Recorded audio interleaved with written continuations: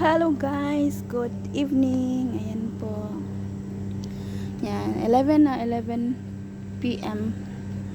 Naghintay po kasi ako sa mga alaga ko na lalabas na uwi na kami sa bahay. Ayan po sa na nakita ko tong tambayan ko dito sa ilalim. Dito ako talaga lagi nagtatambay, ilalim ng kapuno-punuan. Yan po ang mga puno, yan daming bunga po niya. Ayan po ay limon. Ayan, lemon, dami ba? Ito, meron pa siyang orange. Parang dalandan sa atin. Daming bunga. Ayan, yung mangga. Malapit na naman to siya mamunga. Ayan.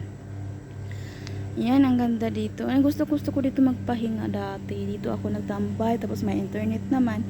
Kaya ang bonggang-bonggang tambayan ko dito. Marami kaming pinagdaanan dito sa lugar na to. Ayan po, malinis na malinis. Kasi may tagalinis siya.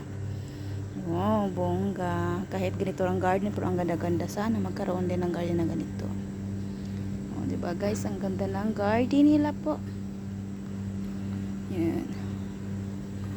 Thank you so much guys sa mga nanonood ng aking mga videos. Ito naman yung kema. Yung kema dito ay parang sa atin ay payag. Ayan, dyan sila magtambayan.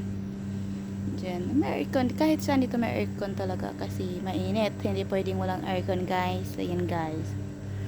Anyway, thank you so much guys. Ayan ang parang malunggay. Pero yun po ay curry leaves. Curry tree. Curry tree siya. Pero ano siya. Ilagyan ng lagay sa ulam. Mabango siya. Bye.